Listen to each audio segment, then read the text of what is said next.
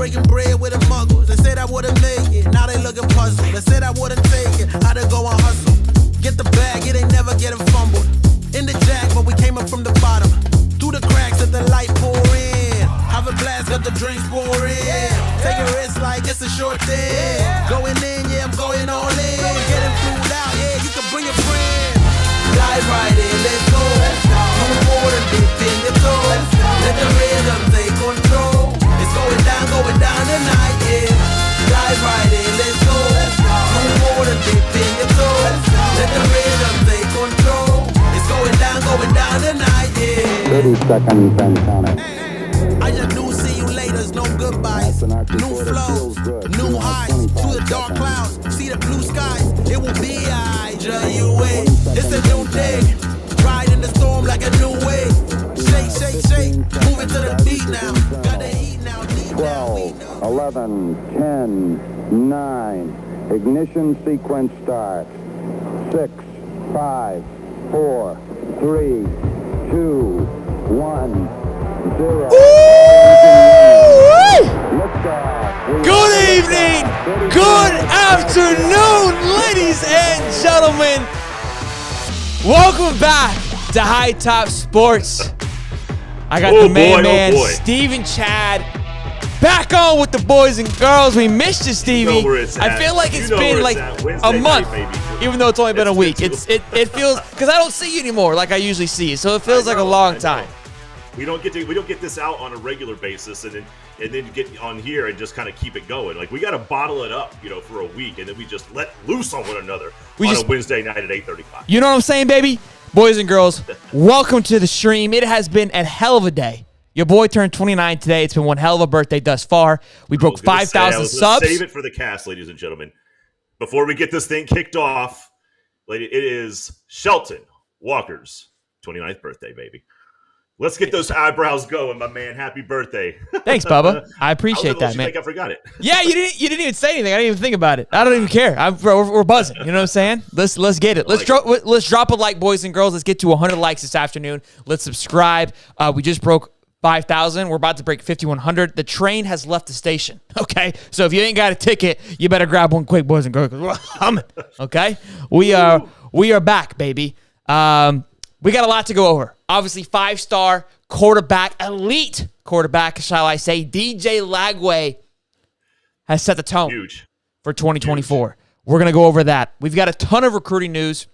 Samson Hocho, Pancake, offensive lineman himself, has announced his commitment day is happening December 15th, next Thursday. You know we're going to be live. Okay, the parties are just getting started, boys and girls. So make sure you turn the bell on, because if you miss this one, you don't want to miss the next one. Okay, his official visits this weekend. We're gonna go over that. Desmond Ricks seems to be coming back into the conversation. Hearing that name again all of a sudden, it felt like it was around, and then it was gone, and then it was around, and it was gone again. We're back. We're back though. He's clocked in. And then obviously Russaw, James Smith, they have been on my radar since the get-go. And we're going to talk about that. We're going to talk about who's playing for quarterback at Florida. What is our destination? Who is the prime target for the Gators in the portal? And who do we think is playing in the bowl game? Everybody keeps asking. I have my answer. I would be shocked if it's different from what I'm thinking. And then we're going to go into some Heisman talk. We talked about it yesterday on the show, but if you weren't there, we're going to talk about it again. Steve's got some data we're going to go over. So sit back, relax. Let's cut them puppies loose, and let's just have a good time with it, baby. Let's get nothing. You got nothing else to do on a Wednesday night but hang out. We got nothing else to do but to get wild with the boys. That's all that I got to say. All right, so DJ Lagway commits, baby. I mean, the Florida Twitter sphere has been exploded. How about them Gators? I mean, as we should be. Okay. I'm fired up about it. I really am. It's huge. So look, I want to talk about this, and you can talk about it too, Steve.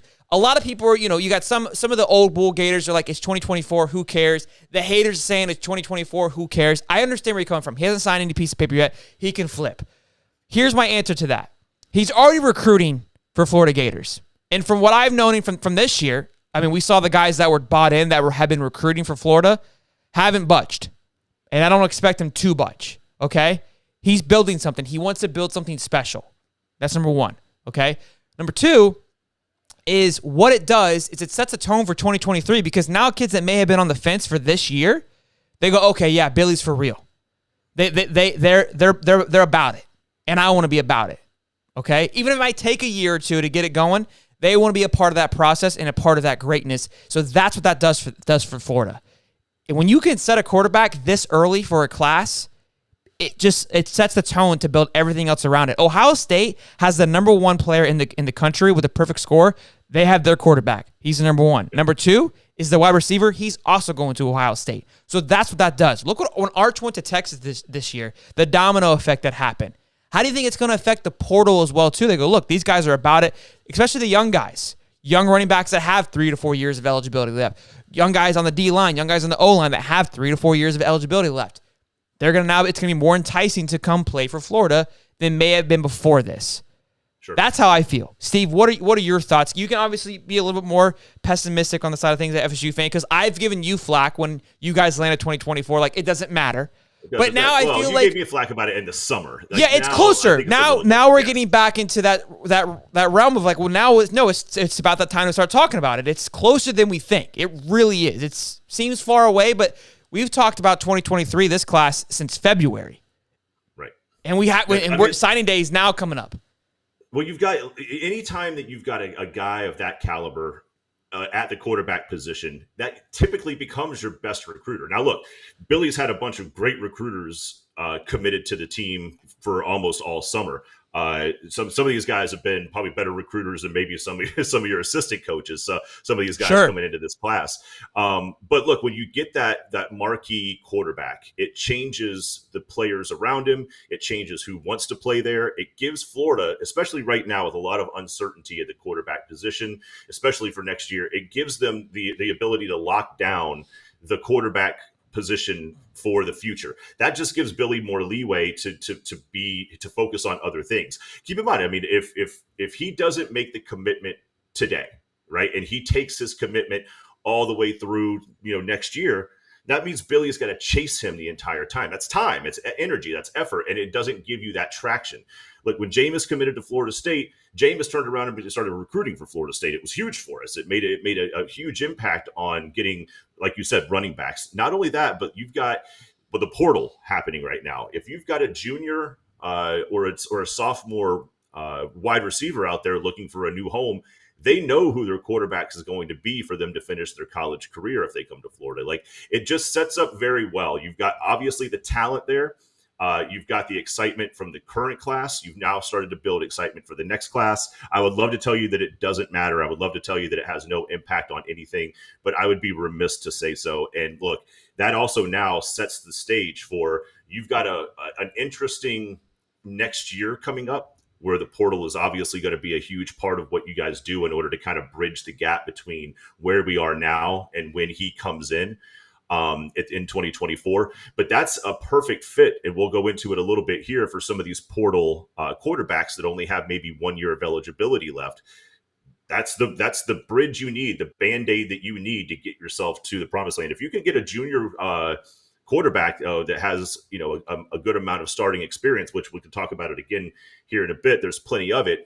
I mean, that gives you 1 year to bridge this awkwardness that you've got going into next year. Yep. It gives him the new guy coming in that 1 year to maybe sit and learn the system and see kind of how the football being played, get him a little bit of experience while that senior guy finishes his thing out. And now you've got a 3-4 year guy to come in with experience, potentially even take over halfway through his freshman year without throwing him into the fire, without putting him in there too early and kind of throwing his psyche around. This could really set up well timing wise for Florida. I know it doesn't feel that way if you look at the current quarterback room and what you guys have to kind of address for next year, but that handoff with what the portal can do for you may be exactly what you guys need. And as we watch this highlights here on the side, that's a great point of the timing of everything. Again, with 2024, it seems far away, but it really isn't, because once February, the last signing day for 2023 happens, we immediately are going to turn on the burners for 2024. Immediately. It happens right away. Now, we'll talk about some of these guys that we're hoping that are going to be coming in. We'll talk about the guys that are going to be early enrolling. They'll be part of the conversation. But February, March, and all that time is going to be conversation leading into the summer, talking about 2024. And this is how it starts, is right here by landing somebody like a DJ Lagway, which I'm beyond excited about. His highlights are incredible. The guy is just, his composure in the pocket, his ability to move. He's obviously a dual threat quarterback. I'm pumped to see it. Look at it right here. Just whoop, whoop. Oof. Ability to make plays. And this is something, too, where we're going to talk about the Heisman. Look, Caleb Williams is making a statement. CJ Stroud's making a statement. These guys that can continue to play with their legs and keep a play alive, it keeps you at all. It's like watching Patrick Mahomes. We talked about it last night with Tim. It's those guys just make your jaw drop because they look so composed back there, make you so comfortable, and you allow these things to open up. And we know the wide receiver class is coming in. I'm excited to see it, and I expect it to only get even better with this commitment here. And look, we saw Rashada. Rashada's going to be a freshman next year. Does he start right away? I don't know. I would look, unless he can come in and be a dog. I don't know how I feel about it, to be honest with you. So Seems a little premature, right? It feels like it could be more detrimental than beneficial. Sure. To bring a kid directly from high school and put him in there. I mean, you don't see it very often. It does happen, but you don't see it very often, and probably for good reason. The game moves very, very fast in that transition from high school to college. Absolutely. And real quick, before we move any further, drop a like if you guys are in here. Let's try to get to 100 likes. And super chat from Cody says, the live chat on the announcement was unbearable. It was going way too fast. 1,800 live views, which was incredible. What a day. Can I get a Go Gators Steve button? And how about them Gators? Happy birthday, my guy. How about them Gators? Go Gator. There we go. Gator. There it is. There it is. That, Steve, appreciate it, Steve. Look, it is what it is. So, look, I'm excited. What this lands Florida, I usually do 247 for the recruiting, for the where it's at. I think On 3 has us a little bit higher than what 247 has us at as a class. For 20. I believe On 3, if you want to fact check me, Steve, has us at let me go ahead and pull this up here.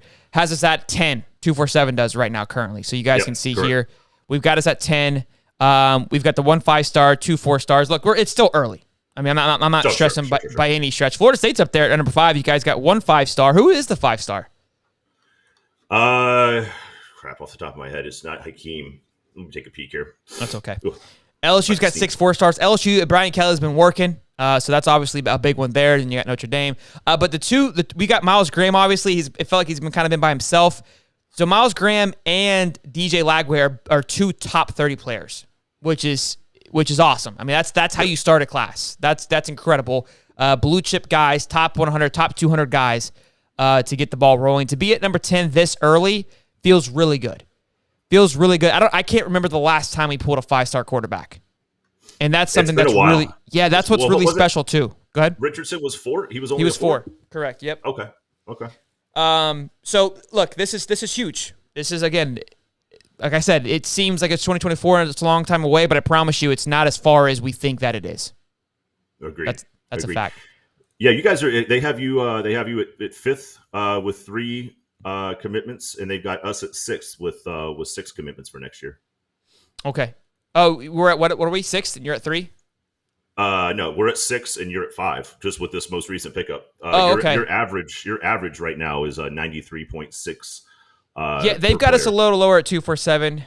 Look, I mean, so find us somewhere in the middle, right? We're top 10, regardless. So it's still early, like I said. There's still, I mean, Iowa's up there. Look, let's nobody panic. I'm excited to be this high this early, and I'm excited to see that the class is already getting moving.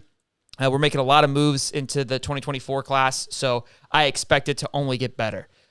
So I love it. I was fired up on the stream. You guys saw me. I was absolutely losing it. And what I love so far is DJ. He's already recruiting. He's tweeted at Desmond Ricks. Yeah. He's tweeted at. I saw some people were tweeting. We went John Walker. He's out there hunting guys already. Desmond Ricks actually commented on DJ Lagway's live stream twice. Once kind of just said, hey, give him his moment. The other time he tweeted Gators and eyeballs. He seems to be heavy LSU this entire time. Could he be trolling? Nowadays with these kids, I don't know anymore. Anybody could be trolling. Even the coaches are trolling at this point. They're playing games with one another. So I want to say Desmond, he visited this past weekend, if I don't mistaken. If I'm correct, that was when he was supposed to be committing. So I believe I could be wrong, but I'm pretty sure. And then obviously Samson's coming up this weekend, which we're going to get into here shortly. But DJ's already talked. Look, his dream is to be the greatest player to ever touch the field at Florida. not just at Florida, but at NFL. Those are his words. And look, I think that speaks volumes to come out and say something like that. Like, everyone, I think we all believe like kids say that and they want that, but to come out there and say that immediately, he's hungry. He really wants to be a part of that. So it's good to see. I love hearing about it. I just kind of love where his energy is. Desmond's set to commit on the 21st, I believe, of December. So we have some time between now and then. But yes, he's already visited. And then again, Samson has set his official visit up for this weekend. He's committing next Thursday. Things seem to be aligning perfectly right now, which it's crazy being a Gator fan. I feel like we've been burned so many times that it's weird to say. But Billy has been on an absolute hunt in recruiting over this past few days. So he went and visited DJ, I think it was either Sunday, I believe. And then he went and visited Mark Fletcher, who's the running back that decommitted from Ohio State. It's between us and Miami right now currently. So that one's big. And he went and visited him before his championship game. That's some good stuff. We visited the 12-star, or right now he's 4-star, committed to Pac-12. Jaden Platt, who's a tight end. We obviously know the need at tight end that we've been missing out on.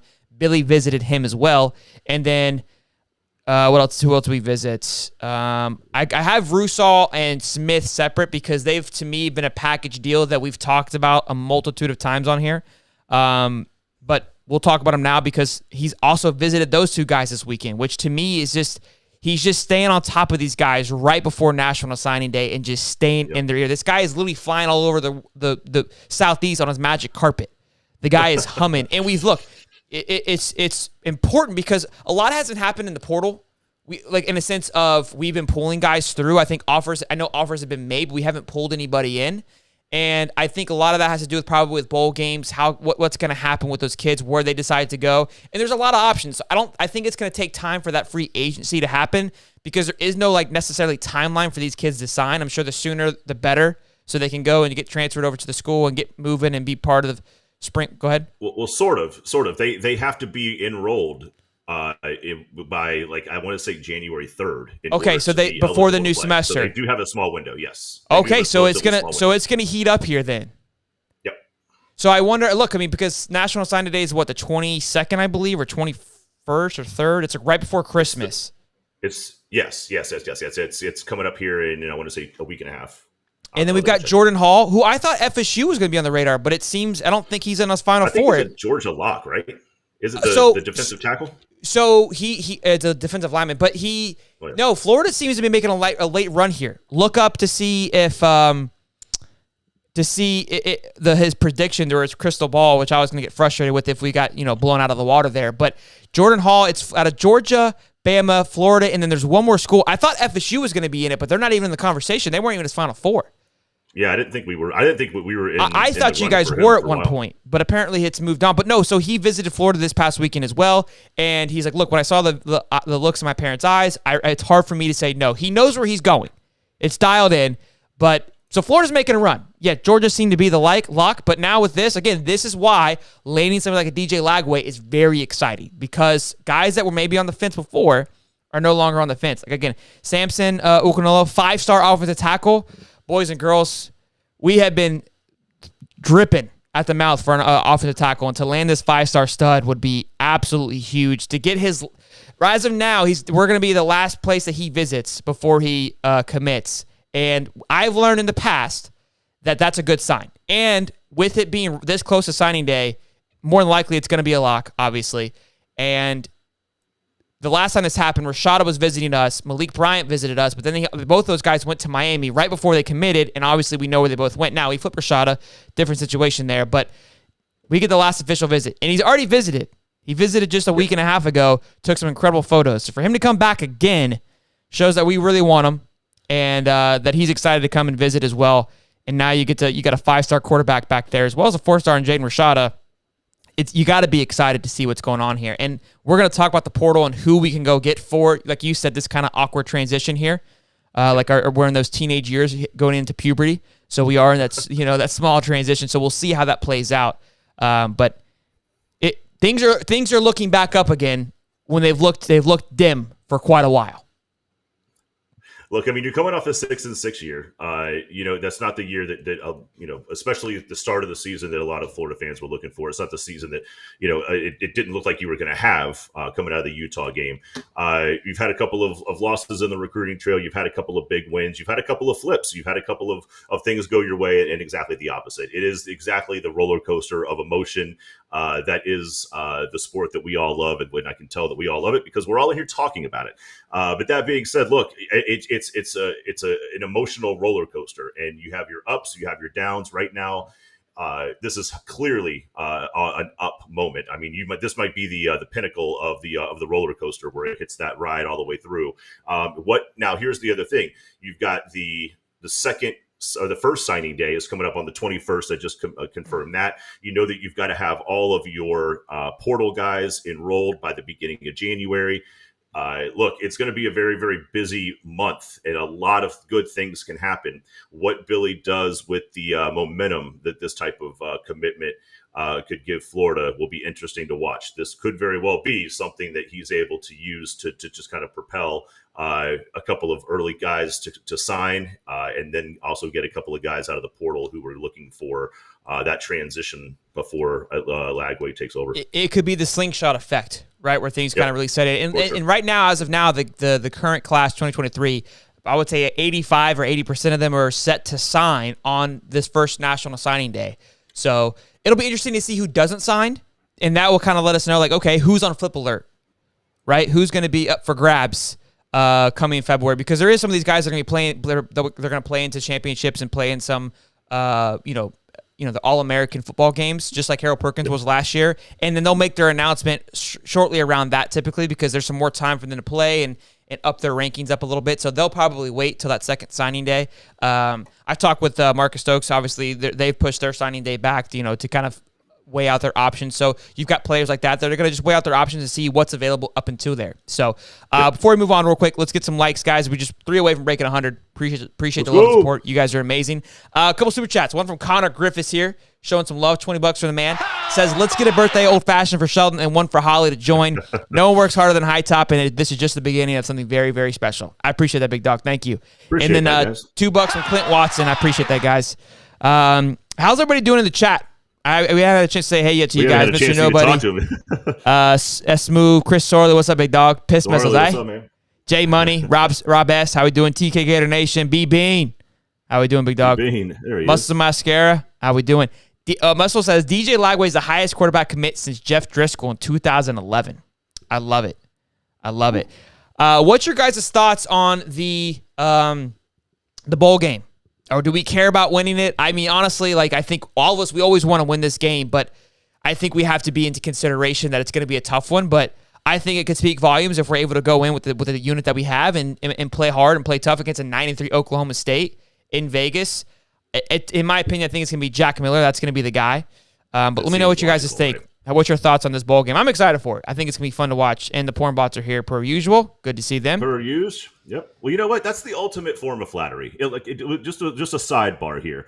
When you and I first started doing this thing a long time ago, just a couple of knuckleheads sitting in the same room that you are now, who would have ever thought we would be looked upon or even be considered for a porn bot to hit this thing? Never. Yeah, never. Chris Sorley says Miller not playing. Chris apparently he's got all the insider information because I saw him also too that says we're not in it for Hartman. I've read a few articles that we are in it for Hartman. I got to call Chris before the show. Obviously, bowl game's going to be ugly. Yeah, I think we can all agree on that. But I think it's going to be a small sign of what's to come, and that's where I'm excited about, just to see a little bit of. Look, this is now Billy's guys because the rest of them have left. Up to 18 we're up to, 19, not including 18 to the portal, not including who guys have declared for the draft. So correct. Yeah, I believe you have 1, 2, 3, 4, 5, 6, 7, 8, 9, 10, 11. Yeah, 13, 14, 15. Yeah, it's hovering in the 20s right now. But I don't think it was all that. I don't think it was all that unexpected. Some of these guys weren't going to jive well with Billy. Lingard is as unfortunate as it is because we liked him. We saw that relatively early on in the year that he was going to be a little frustrated with his playing time, with his role on the team. So it's natural. It's natural. Awesome. What's that? Nelson, what's just up, my became man? a member. Welcome in, my man. Appreciate you becoming a member, man, and earning your wings as a pigskin. We love it here. Thank you, buddy. That's yes, awesome. BB, that is what I'm saying. We have graduated up to sex bot status. Yes, absolutely. That's a compliment, boys. That's a compliment. All right, let's go to talk about. Let's do quarterback talk for Florida because obviously that is a big question. Who's playing quarterback? You're saying Jack is not playing, Chris. I feel like he's going to be the guy. If not, obviously it's going to be Max Brown. We're not going to get a portal guy to play in this game. That's not going to happen. If you're saying Jack's not playing, that's interesting to me. Tim Lombardi, what's up, big dog? So we'll see what happens. I think that to me he's my go-to guy, but he could be entering into the portal as well. I mean, he went live the other day. I hopped on there to kind of see where he was at. But we'll see what happens with who plays in the bowl game. Again, I think most of us are on the same process. Nobody really cares about the bowl game anymore. Not just fans, but players. And I think that's, again, why we see the massive expansion in the playoffs, because they realize what's happening. I mean, you guys, Jackson Smith from Ohio State's not even playing in the playoffs. You know what I mean? Like, these kids just don't want to play in these games anymore, which that's frustrating to me. And I kind of, vented that last night a little bit. But I'm excited to watch the bowl game, like I said, because it is an insight to the future. It's more reps for these guys. It's more reps for the freshmen. That's why, as Gator fans, we should be excited to see it. Unfortunately, I feel like whoever does play quarterback is not going to be the future, unless it is a Max Brown who will have the opportunity. But I think we all think that Miller's not going to be the guy, especially if we're targeting people in the portal, which is interesting to me why Jack hasn't left if he sees the writing on the wall. I don't know, but that's the one down part of it. We don't get to see our future at the quarterback position for the bowl game. I think so anyways. Technically, Jack Miller would need a waiver to be able to transfer again without sitting out a year. Well, how is JT Daniels doing it? This is his ninth one. It feels like it. Well, this is his fourth one. USC, Georgia, or now what third one? I guess now West Virginia. We're both doing that. You're making me sneeze. Sorry. All right. Yeah. It's odd though. The way the rule is supposed to work is you get one free transfer, and then if you want to transfer again, you have to go back to the old school way of you have to sit out for a year unless you get a waiver from the NCAA, not from the school, saying that it's okay for you to make a second transfer without sitting out the year. Was there anything with JT Daniels that had to do with an injury, or was there anything maybe with the COVID year that may have given him a second one? Oh, JT Daniels is graduated, so he's a grad transfer. That's okay. Okay, so that makes sense. Loophole. So he doesn't have to stay as well. Chris Sorley always got a valid, baby. That's our encyclopedia, boys. So look, let's talk about the quarterback who's going to play for us next year. Who's on the radar? Who are guys looking at? Who's Florida looking at, obviously? Who's been offered? I know Slovis and Pratt are two options that keep going into the chat that have been, I believe both guys have been offered, apparently. Okay. But who's available? Who's out there? Who are we looking at? Leary, obviously, from NC State is an option. I know they've been in cahoots with Florida in a sense of they've been talking with him. So obviously he's going to be an option. Look, I would like any of these guys. That's the one that would be the scariest transfer for Florida State, or I think really for anybody that's got to deal with Florida next year. And to kind of go back to that point that we were saying with timing, Devin Leary is a redshirt junior. He comes in, he's got immediate availability, so he kind of bridges that gap for this year. And then he also has that next year to play to give Lagway the time to acclimate. And then Lagway is ready to go potentially as a redshirt freshman, depending on how much they want to put him on the field his freshman year when Leary graduates. So that could be very appealing for Leary to know that he would essentially be the guy coming in for 2 years back to back without having to potentially worry about somebody look over his shoulder. Okay, so Slavis is the one that we've sent an offer to as well. DJ obviously he's just point of conversation. You guy from Clemson. I think I speak for Florida Gator Nation. God no, please no. Nobody wants him. I don't. So he's dropped down. So on 3, On 3 does a lot of things. Kind of wonky, but their grading system is fun to look at. They'll show you what they were obviously in high school and what they are now in a sense of star ratings. He went from a 5-star to a 4-star, as he should. I'm not even going to acknowledge that anymore because, please, God, no. Another one that's kind of like a silent sleeper here is Austin Reed from Western Kentucky. He's a St. Augustine native. He went to the St. Augustine High, which that's where I'm from. So this to me is kind of a homer pick. I would love to see this. Kind of balled out at Western Kentucky, throwing for 4,000 yards, 36 touchdowns. So he ranks second in passing yards, but also second in touchdown passes and second in completions. So I would love to see kind of a high slinger like that come through. In 2019, he led the Agronauts to a Division II national title and threw for 4,000 yards and 40 touchdowns. So I wouldn't hate to see. You're invested with this guy. I like it. Yeah, like look, he was a 0-star, I think, coming out of high school, and now they got him popped as a 4-star. So I would love to see that. I know a lot of you guys are putting Hudson Card. He's been an option as well, 4-star out of Texas. We haven't seen enough from him because, look, I respect his reason for leaving. I mean, he's got Quinn Ewers and Arch Manning coming. So to me, with the Hudson Card situation, especially with us signing DJ Lagway, it feels like too much of a project. And if you're Hudson Card, do you see that on all the writing on the wall? I'm like, look, like I'm going to go in and I want to build my future. It would be a great quarterback room. I think as a fan, we would love that. But then it gets very, like, you're kind of fighting for your life again for a Hudson Card. I think our best option right now is to get somebody like a Leary, right? Austin Reed has a few years under his belt. He's got 1 or 2 years left, I believe. Obviously Hartman, but in the comments they're saying Hartman's not even an option anymore. But Hartman to me is still the number one guy that I would like to see happen. I don't think we hear anything until after the bowl game, if I'm being honest. And then Slevis, obviously, again, I think we need a transition quarterback. We don't need a guy that's going to come in and hang out for a couple years. Maybe 2 years. 2 years would be great because, again, I think it'd be nice to see Rashada have a year to be able to develop underneath him. I think it'll allow for Billy to roll out his process, recruit, and do things better. But look, I would take a Hartman for 1 year because Rashada is going to have, actually, I'm mistaken, Rashada is going to be under him for next year, and then Rashada will come in as either a redshirt sophomore and, look, have to take the reins, and that might be a little bit of a setback year, but look, I'm okay with it. The portal, look, we're going to have the same option again next year for the portal, so we're getting a little bit ahead of ourselves of what could happen. There's just a lot of noise out there right now. On what could be. The Hudson Card idea just feels weird, right? Hudson Card is leaving because he wants to be the starter somewhere. He's a sophomore for Florida. I don't know if you really want somebody who hasn't played a lot of football. It feels like this is a situation where you're kind of biding time in order to get through this next year, which is looking like it'd be a little tumultuous. Hudson Card is just going to give you what you've already got. You've got a couple of guys with talent that haven't played a whole lot. He's also a sophomore, a true sophomore, meaning that he's going to want to be the guy for the next 3 years, and there's no shot he gets that. Yeah. Based on 3, he's also a quarterback that has regressed from his 4-star, 94. He's still a 4-star though. He's a 3-star now. Oh, really? Okay.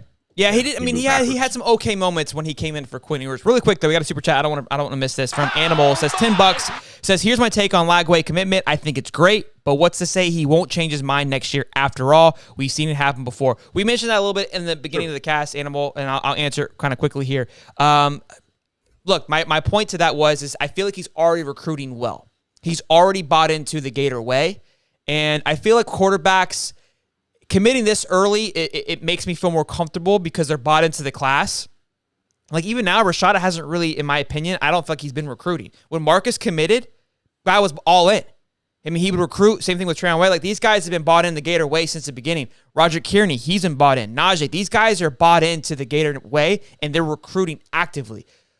Are you going to spend your time in an entire year, or at least, let's say for the next 2 months, he's heavily recruiting these guys.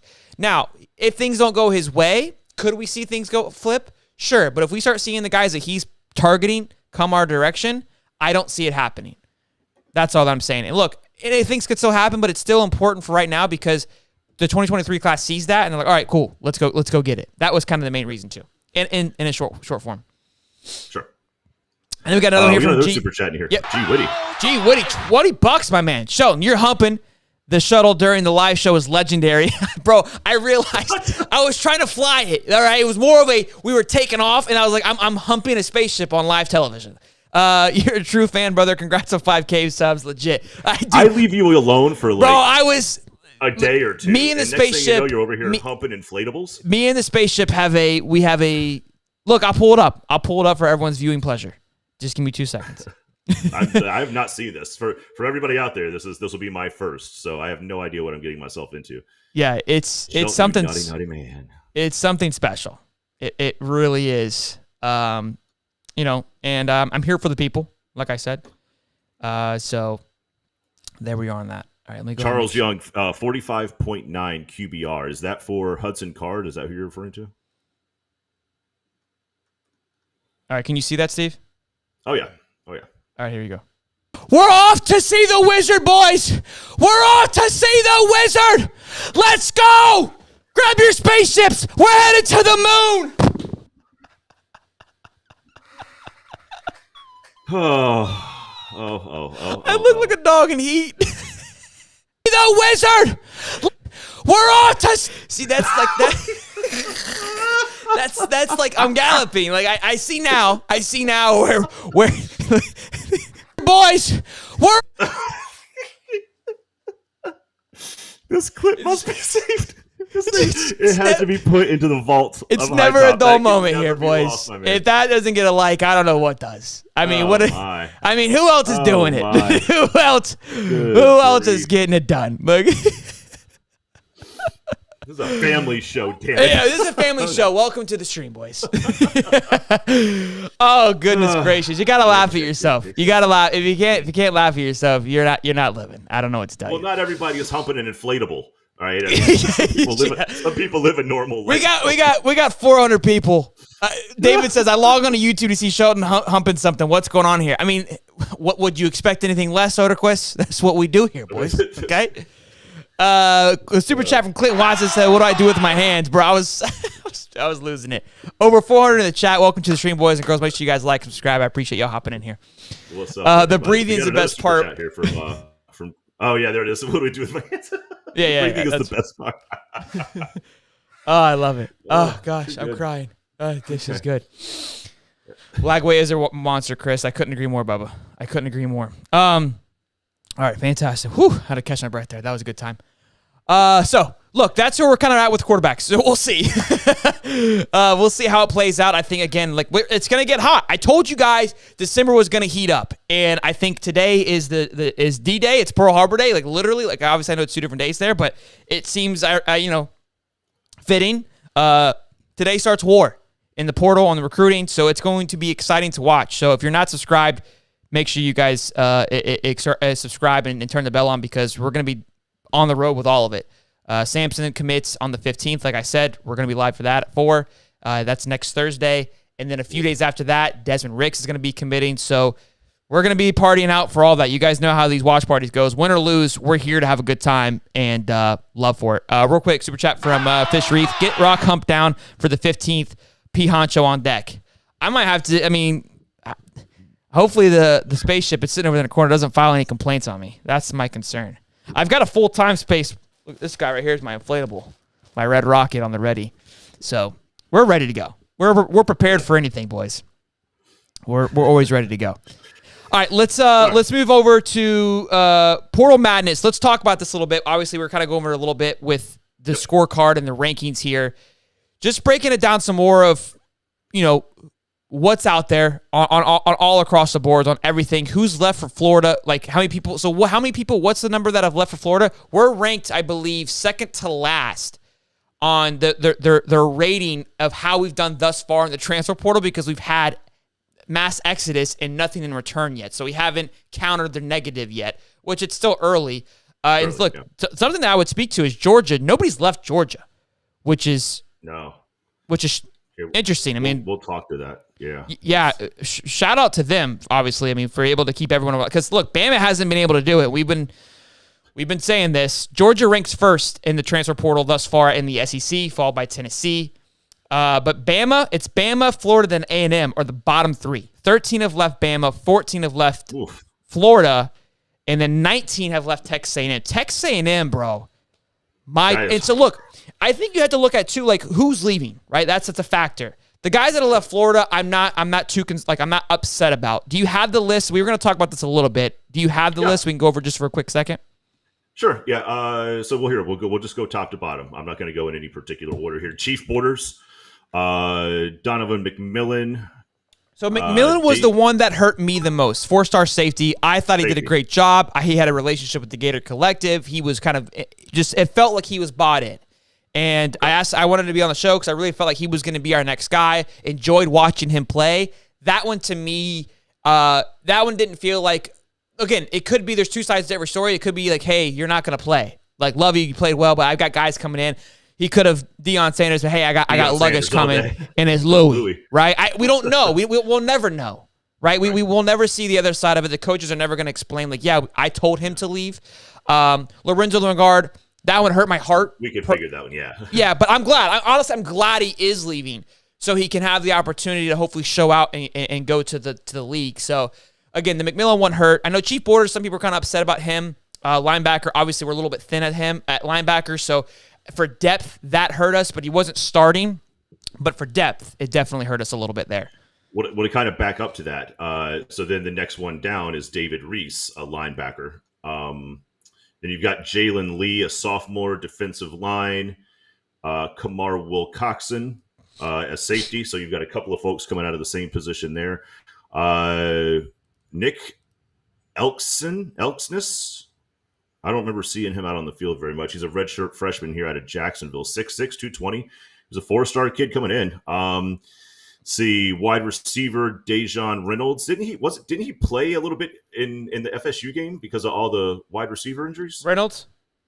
Yeah. Yeah, Reynolds. So Reynolds played really well in the Vandy game. Had like 8 catches, like over 100 yards. And in the second game, in the FSU game, he didn't play as well and got a lot of hate and flack for it. But yeah, I was a little surprised on him too. But I think he sees, again, what's coming in. So I wasn't as shocked to see that. So here, my point to what I was getting at with these guys leaving is, look, out of the 14 that have left for Florida, maybe 3 of them are kind of like, damn, that hurts. The rest of them, I think we expected, and look, like they've got to go make their own career, and that's what the portal's going to do. I think the depth is going to be hard to keep, and that's why I'm kind of shocked at Georgia. They've been able to do a good job with that. But Texas A&M, they're losing guys. They're losing their future, in my opinion. Yes. They're losing guys that they got last year. They're losing Jimbo's guys. Like we keep saying, like, hey, Billy isn't losing Billy guys. Billy's losing Mullins guys. Right. Jimbo's losing Jimbo's guys. His own guys. Saban's losing Saban's guys. And starters. He's losing starters who like offensive linemen who played, who's been his guy. So I want to know what's going on there with Alabama. That, to me, is interesting. Look, I think if you're a Florida fan, like, it sucks to see it. It seems kind of like, holy shit, there's a lot going on right now. But I'm not as scared as I think, kind of a flyby fan is looking at it. Like, wow, that's a lot of people leaving. It is, but it isn't. Yeah, and to your point, I mean, I think there's always going to be a little bit of a roster cleansing. It's just a lot easier to do it now because the coach can have an honest dialogue with the player, and the player has a recourse now. The player has an opportunity to go and find a home where before they were locked in, and if that was the case, then you'd get just 5th string, and you're never going to see the field. Now they actually have the ability to say, look, you're not going to see the field here. We've got some guys coming in, some guys that fit the system, and it makes that process easier. Now, problem is if you're Jimbo Fisher, if you are Nick Saban, you are the guy who recruited these guys with the promise that they were a fit.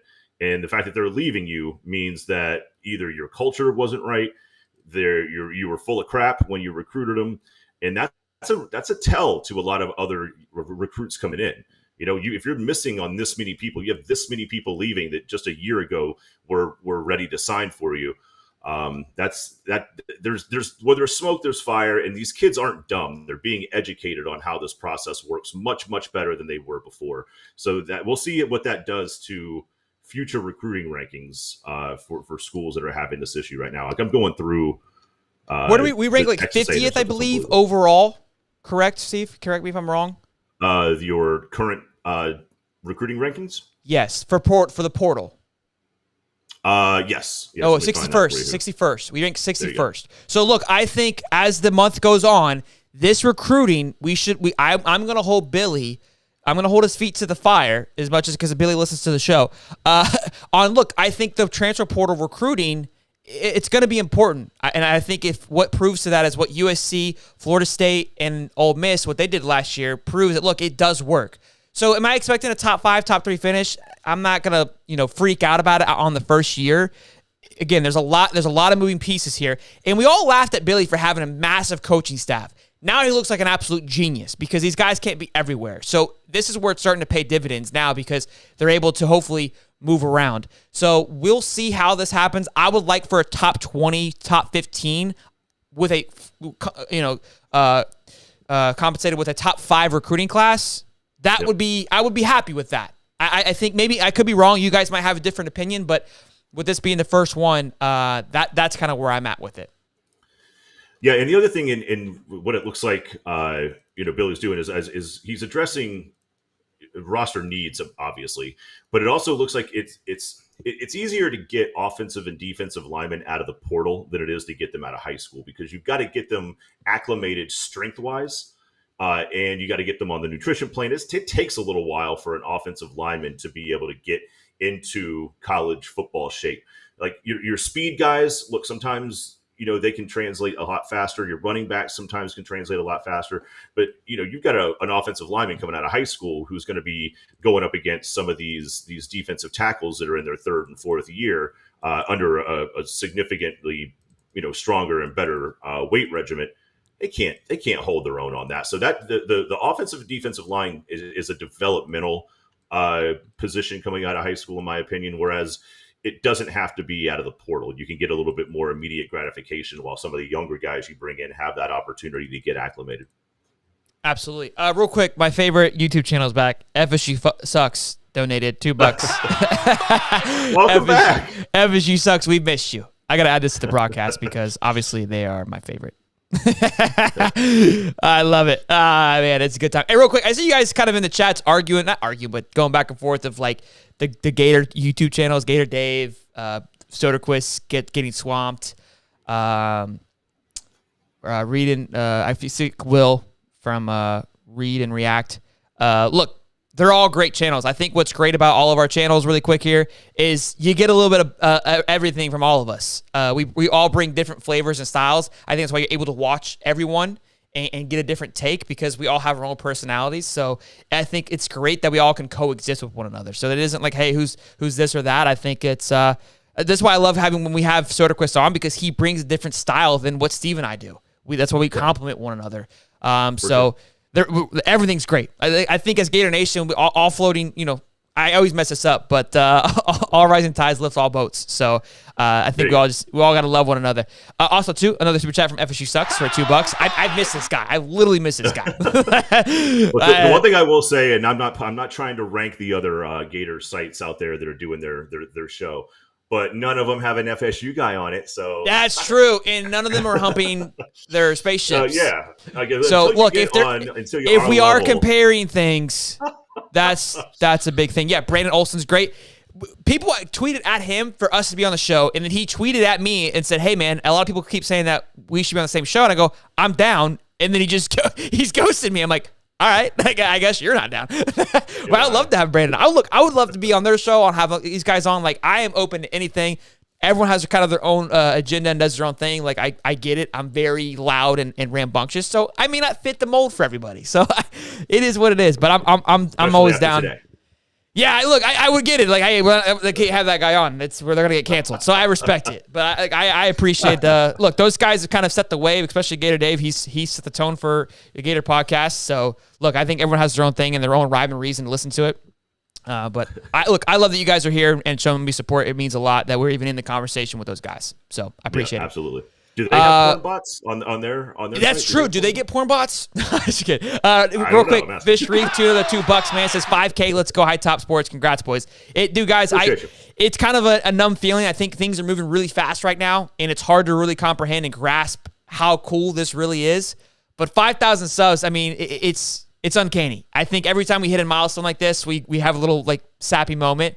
But it's really cool. It's just we're at 1.5 million views. We're on almost at 2 million views. I mean, we're humming to 2 million views. And I remember the first million felt like forever to get there. And again, that we hit a million like a little bit ago. It has been. You should see what Shelton did for that. Yeah, yeah. You thought the humping the spaceship was pretty cool. Oh no, you have no idea.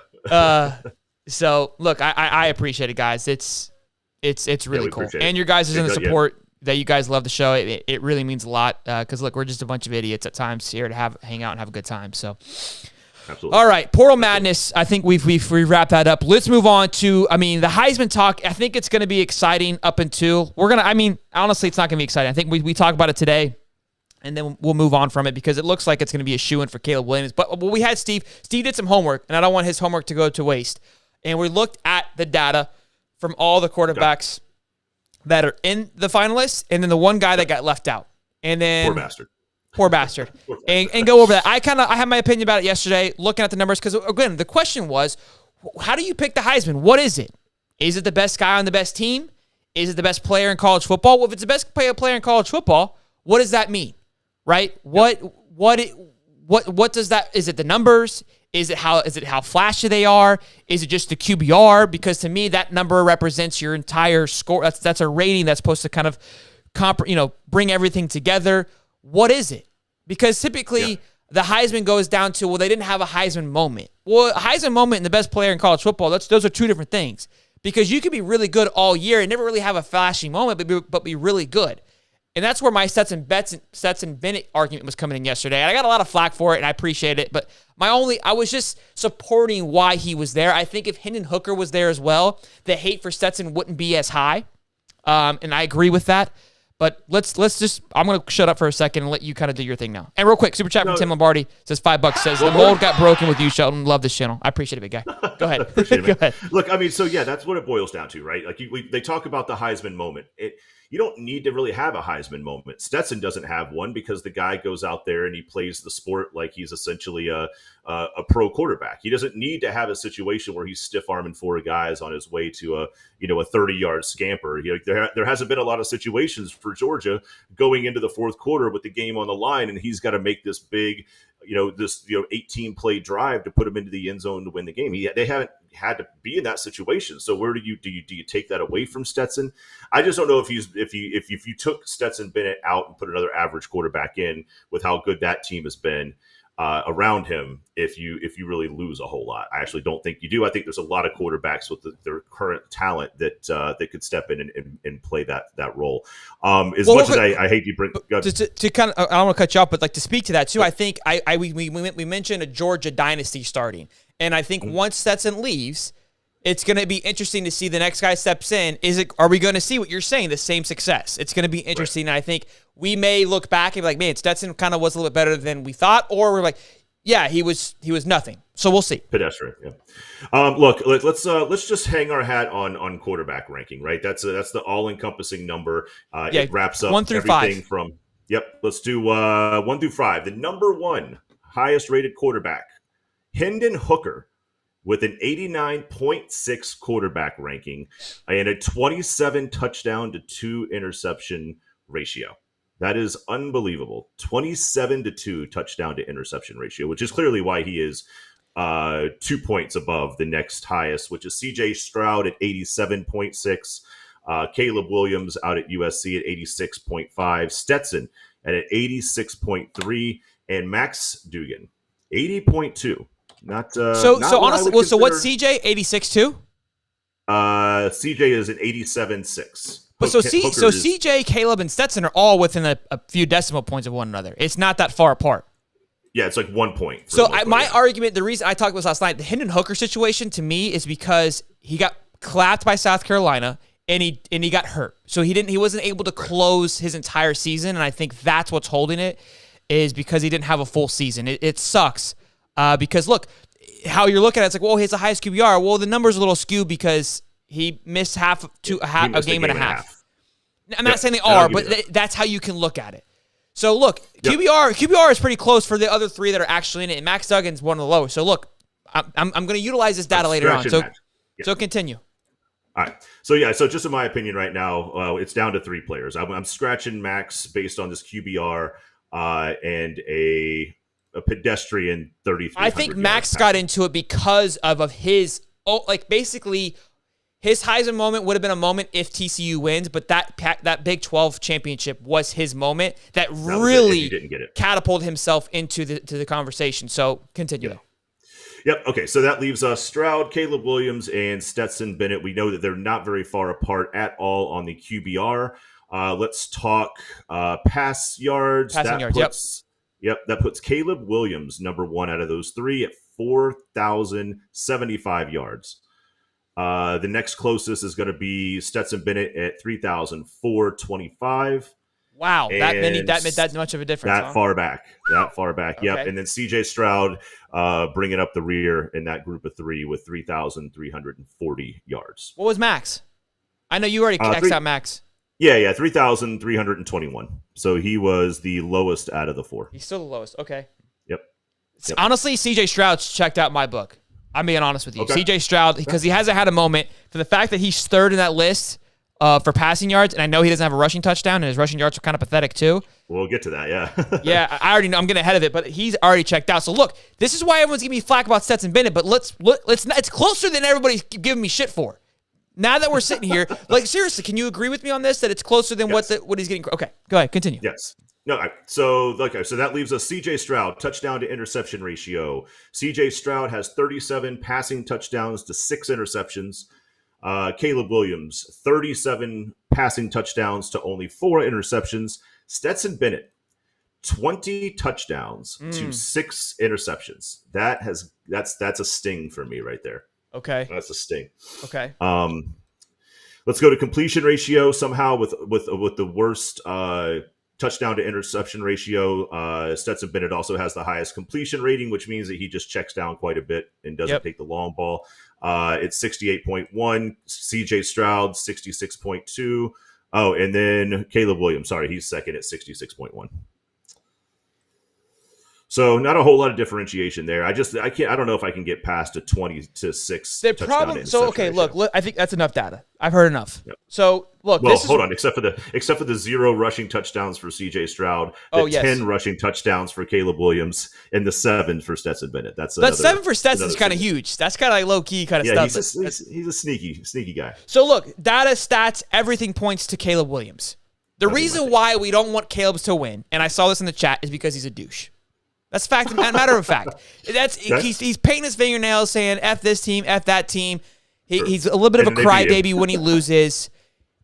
He's a pretty boy in California, right? That's the reason why that we hate that it's happening. We want the good guy to win. We feel like the bad guy's winning it. That's the problem at hand here, and that's why I was making the argument for Stetson Bennett, because I'm like, look, do we want the bad guy to win? I don't know. I mean, but look, looking at those data points, I don't think you can even make an argument, and that's why Caleb is the heavy favorite, but it's like minus 2,500. Like it's like not even close. Yeah, he's significantly higher in the Vegas rankings to win it. So is that who you're going with Caleb too then? Yeah, I mean, again, he's a douche, but I mean that doesn't stop douchebags from winning the Heisman in the past. I mean, Baker Mayfield held up the trophy after he got ran down by a bunch of cops and tasered for crazy. So I made that argument too. Like people are like, oh, well, does he fit the characteristics or the what's the word? You know what I'm talking about. Does he have the? Does he fit the image of a Heisman? Yeah. Right. Do you remember that one time that you said that Anthony Richard was going to win the Heisman? You had like a whole video about it and everything. It was crazy. That was crazy. All right, so look, guys, we obviously college pick'ems is over, but we have the bowl games that are coming up. We're gonna do that obviously because, duh. What else we gonna talk about? But we're still addicts. You know what I mean? We're still degenerates, and we still have to find a way to get our fix. Let's talk about it. And we gotta gamble. We gotta make our bets. So we're gonna do our football pick'ems. And with that, we're going to give a shout out to our sponsor, MyBookie. Okay? So with this betting season, with the Christmas holidays coming to you and to your family, we want to make sure that you're bringing home more in your bag so you can get little Timmy and little Billy the Christmas gift that they deserve. Okay? So use the code today at MyBookie, high top, to double your deposit. There goes my battery. Nice, Sheldon. See what FSU sucks did. Hold on. I'll talk to you right here. Sorry, you're double your deposit. Okay, so if you put in 50, you get 50 back. You put in 100, you get 100 back. It's free money. You're already going to be degenerates this holiday season. You know it. I know it. We're all going to be it. So go get little Timmy, little Billy, and old Missy a nice gift because you won on MyBookie. Yeah, that's right. Bet anytime, anywhere. MyBookie. Nobody will care about the bottle of wild turkey that you smashed down on Christmas Eve while all the kids were asleep when they open those presents and it's that Red Ryder BB gun they've been looking for. I love it. Let me get my battery changed. I'm passing the mic to you, Steve.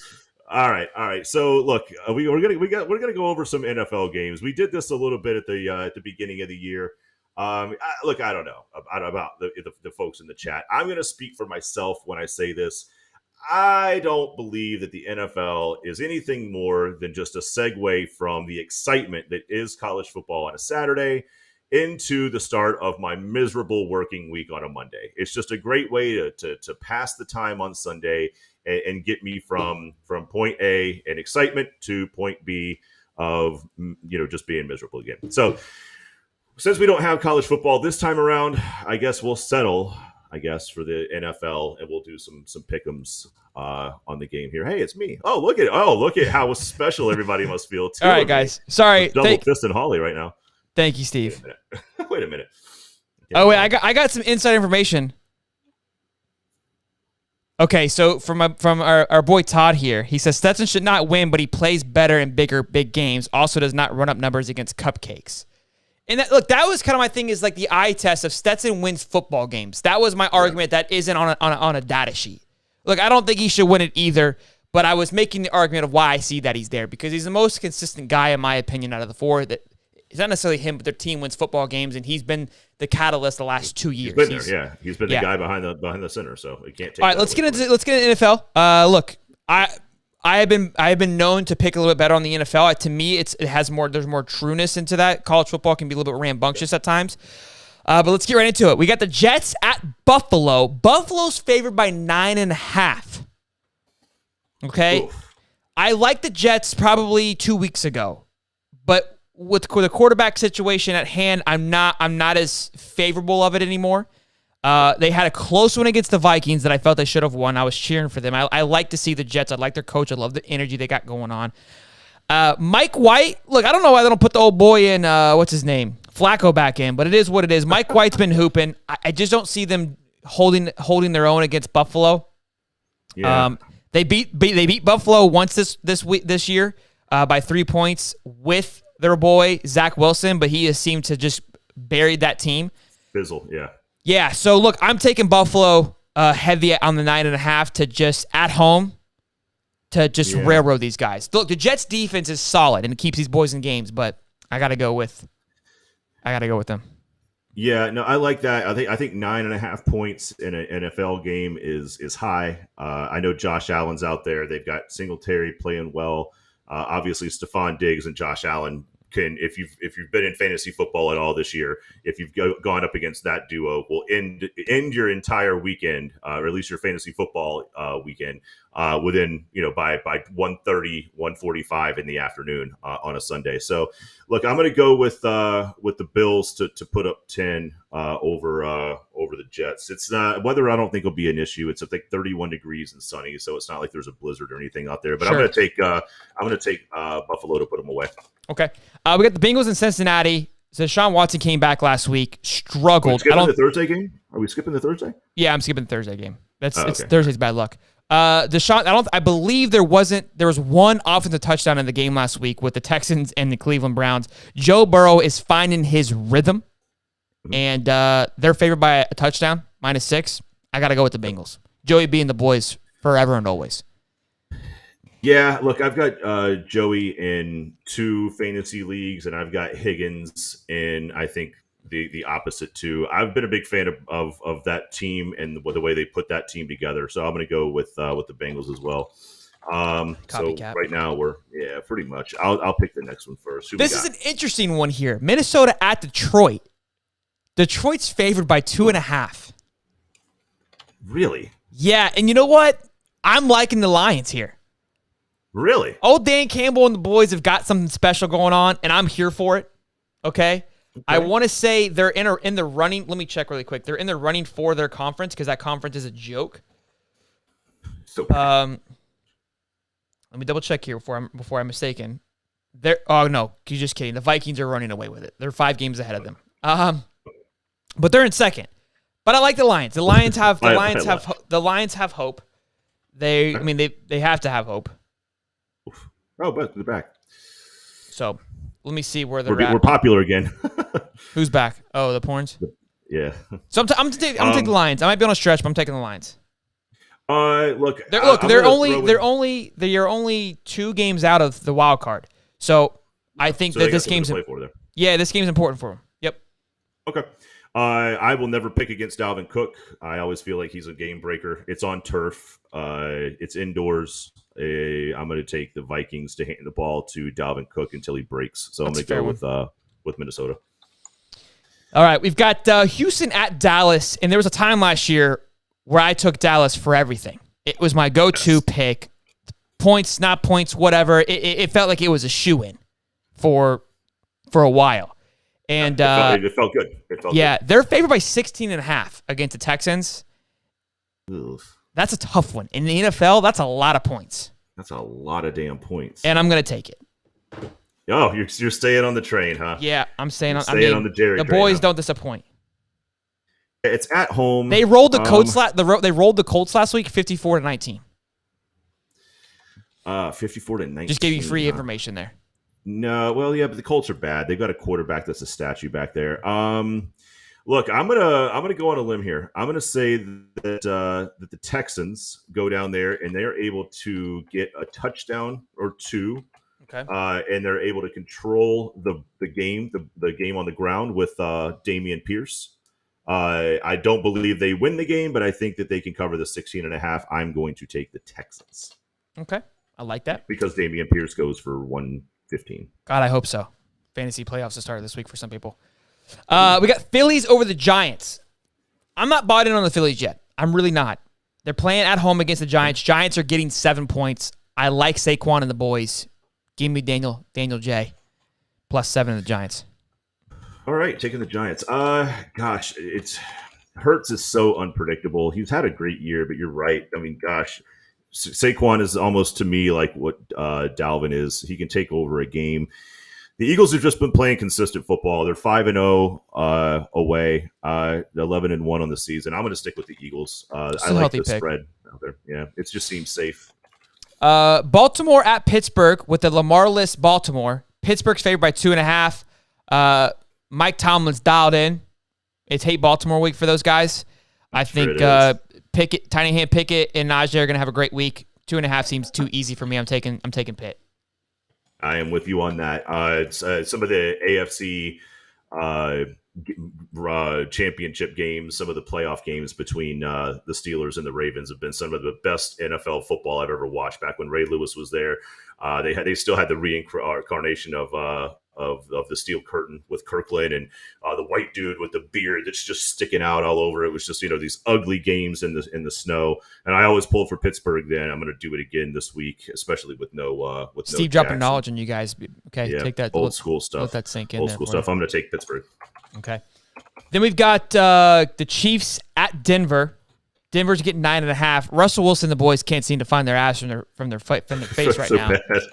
I got to take the Chiefs on this one. This is a no-brainer. Chiefs. It's not. Yeah, it's a no-brainer. I mean, it's a good game because it's a rivalry out there, and that's one of the conferences that always feels like they maintain the rivalries, like Chiefs and Denver. Then you've got wherever the hell the Raiders play or whatever they're called now. But then you got the Chargers as well. It always felt like those core four were kind of like the Philly Giants, that conference or that division. So I'm with you on that. I'm going to stick with the Chiefs. Denver's horrible. They have made terrible personnel decisions to get where they are. So screw them. Tom Brady and the boys fly out west to the mystery relevant Brock Purdy and the San Francisco 49ers. Oof. Brock Purdy and the boys are favored by 3.5. Mystery relevant and favored by 3.5 because that defense is absolutely disgusting. But Tommy B is on a mission, and I never bet against Tom. You giving Tom 3.5 from his hometown against his favorite team? Tommy boy for the boys. Go get it. Yeah, I'm with you. I'm not. There's no shot in the world that I think that Purdy is going to be able to go out there and maintain what they're going to need for the 49ers to win. Like, don't get me wrong. I mean, the defense is ridiculous in what they've been able to do. But like you said, never bet against Tom Brady. He's got a little fire in him this year. Oh yeah, the divorce really. I mean, piss and vinegar's he's got a lot more free time to stay like in the film room. Sure. So sure. I'm with you on that. Got no kids or anything. Carolina up against Seattle. Seattle is quietly 7-5. Geno Wilson and the boys out there just silently getting it done. They're favored by 3.5. Carolina is a dumpster fire at best. 3.5 seems kind of disrespectful to Seattle. In Seattle, that feels like a no-brainer to me. Give me the Hawks. Yeah, I'm with you on that. I feel like what's the kid out there who's balling at the quarterback position for them? Geno Smith. Just said it. Yeah, Smith. Need you to pay attention. Please. But I mean, he was the guy who like always looks like he's lost in most games. Like for the longest time, he's been the guy who trots out there he looks good though. Makes the dumbest throws. He looks he's got things figured out. Better. Yeah. Yep, absolutely. I'm going to stick with you on that one. Carolina's a dumpster fire. I've always disliked Carolina anyway. They got their franchise the same time that Jacksonville did and have done better since they had it. So screw them. I'm taking Seattle. Okay. Next we have the Fins at the Chargers for Sunday Night Football. Chargers are getting 3, so Miami's favored by 3. Mike McDaniels is the greatest coach the NFL has ever had. He is an absolute blessing to the NFL and to just a hot mic anywhere you got one around the guy. The guy's swagger is unreal. I love the guy to death. I love his energy. I love these kind of loudmouth coaches are starting to get some love, and they're doing well, which is great to see. Give me Hill and the boys. Give me the Fins. Fins up. Okay. Yeah, you get the Fins. Huh? I like that. Their offense has been playing really well. To your point, I do agree with you. We've had about a decade of coaches that didn't say a damn word at the podium. Like, well, what are your thoughts on the play of this guy? Well, no, you watched the game too. Okay, what are your thoughts on here? Well, you were the same game I was. Like, come on, say something that's going to fire these people. Yeah, Mike gets it rowdy. Yeah. I like Herbert. I like Eckler. I think they've been playing good ball together. I'm going to take the Chargers. Plus, I love the powder blues. I can't. It's fresh. It is fresh. Yeah, it's one of my favorite NFL jerseys. Well, boys, to say that this birthday wasn't special, to spend it with you guys was something else. I've had 29 of them. This ranks up there as a top 5, top 3 for me. It's been a hell of a day. You guys have been incredible in the chat as always. I appreciate the donations and support as always. The love is felt everywhere. And we just got another one by Mike Litteris as we're sitting here talking about it. It says, Holly, when's your birthday? When is your birthday, Steve? It's in March. I got plenty of time between now and then. You're not going to give us a date? That's the 27th. The 27th. Okay, I'm going to forget that. You guys remember that for me, please. It's a long time around. It's right around the Florida.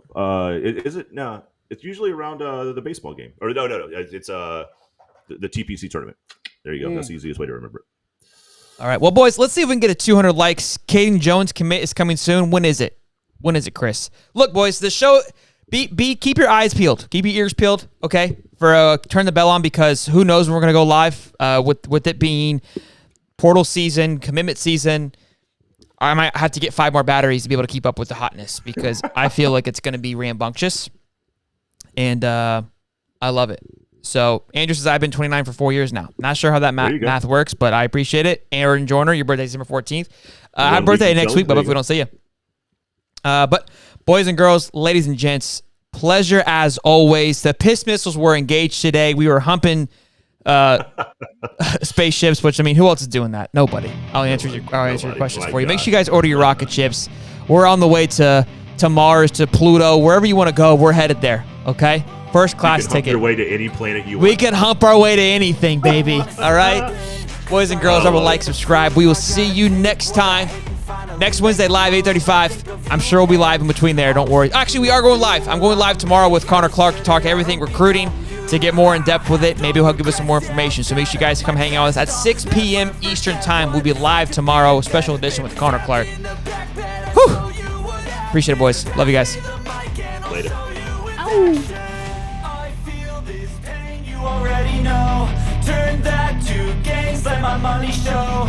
I've got these things that I can't let go. Watch me turn this life into something that you can never own.